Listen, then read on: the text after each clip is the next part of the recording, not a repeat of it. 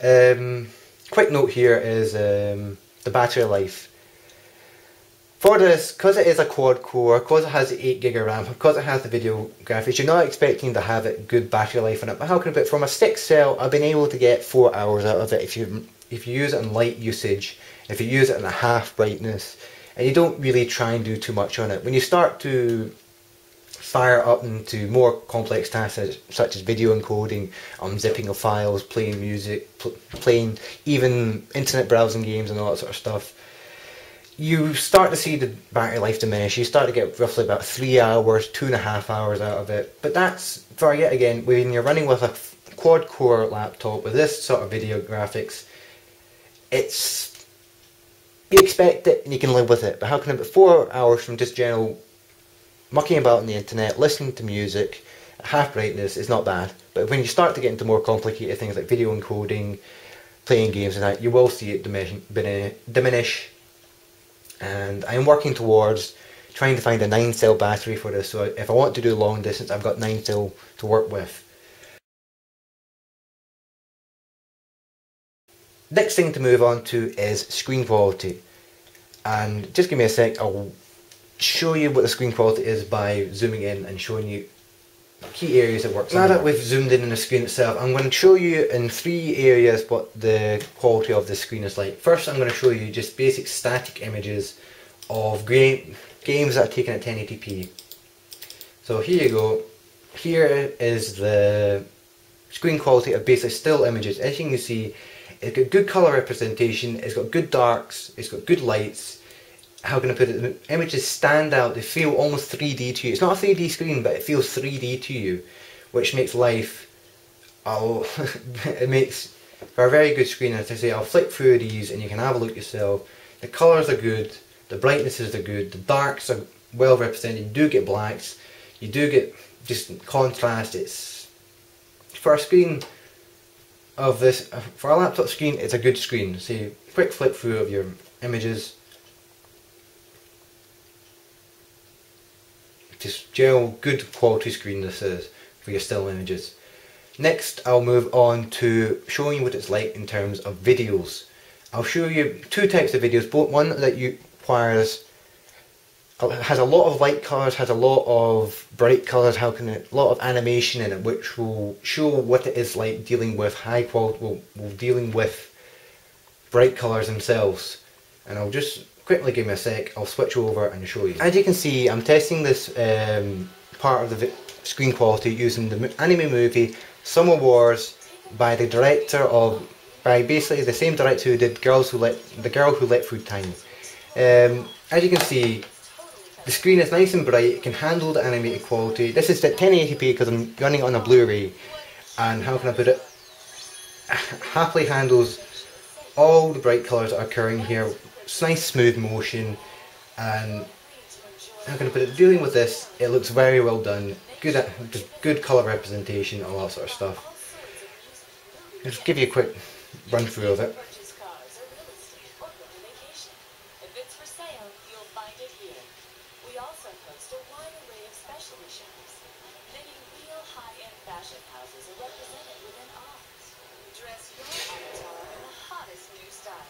The only thing I can really say bad about this at the moment is to play a Blu-ray video, I'm having to do it through Power DVD. Well, Power DVD in effect. It's a preloaded program that comes with the laptop itself. It's from Cyberlink themselves, and how can I put it? When you boot it up and you try and use it, it seems to load over and change your... Basically, it switches out of the Aero system that works with Windows itself, and when you're running it, it doesn't seem to want to run in the NVIDIA graphics core. It wants to run in the Intel graphics core that I found and monitored. I don't know why it wants to do this. I think it's just basically the program itself isn't up to date. It's just not set up properly for this laptop. Unfortunately, it's the only one I can use, because any other program I try to use, it refuses to play the Blu-ray because of some copyright problems.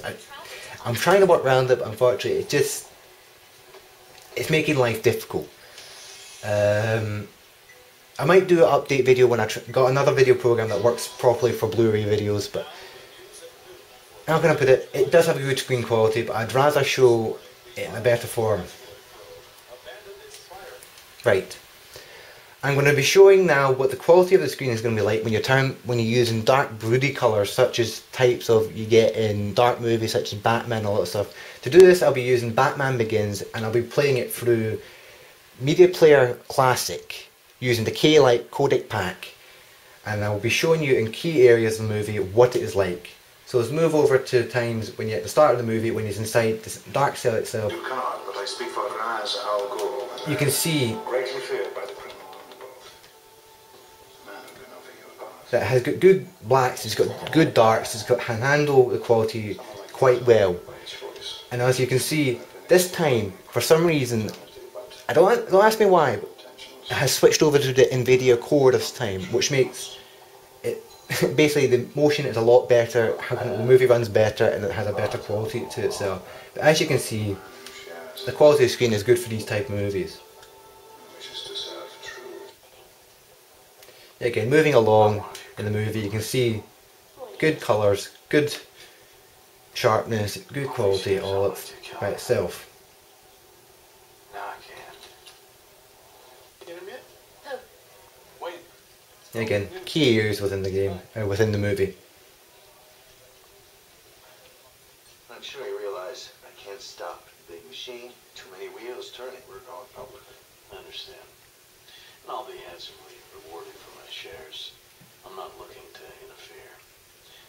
I am looking for... Yeah, again, I don't understand how this happens. This is by actually running it from a file itself, not running from a Blu-ray, but see again, it's 1080p, so it's got good quality, and it's running through Media Player Classic. I'll let him know you're coming. I can get to use the NVIDIA core, and the motion is smooth, the motion is clear, and I say, I don't understand why when I'm using the Power DVD to play the Summer Wars, it just doesn't want to perform well, and it doesn't want to switch to NVIDIA. I'm going to try and work my way, try and find a way around it, and if I can, I'll do an update video showing it working with the NVIDIA core and with better motion. That's the only thing that's hindering when you're using Blu-rays. You can't really use any other program to do it. So to round up this video in itself, I can say for this Asus N53SN laptop, it is one hell of a laptop. It is for the price that's been charged, you are getting a lot for your money. The screen is good, the music, the sound quality from the speakers is good at the same time. Okay, you do get a bit of distortion, but it must be just this case, my model of it, or the fact that it just needs to be normalised or something like that, but the speakers are good for itself. The keyboard is good. I wish they would drop these keypads because they're just not a good idea to have on a 15-inch laptop. Save it for your 17 inches where you've got the space to work with. For your keypad or your touchpad here, recommendation to you Asus is to drop this multi-gesture thing. Go back to simple. If you want to scroll, you touch by the side, you touch by the bottom. That is what I'm used to. That's what I've seen before. If you don't do this multi-gesture where you have to use two fingers to scroll up and down. It's just making life too difficult. For battery life, yes, you're only going to be getting 4 hours from a 6 cell if you're kind to it. But how can you put it? You have a quad core in here with 8 GB of RAM and a graphics card that snorts. It's a good snorted graphics card. You're going to see the battery life diminish on you. And in terms of performance in itself, wow, just wow for its price range. It's a good performance laptop. If you're looking for a new laptop around about this price range, I would strongly recommend the Asus N53SN laptop. It's just well and truly worth its money.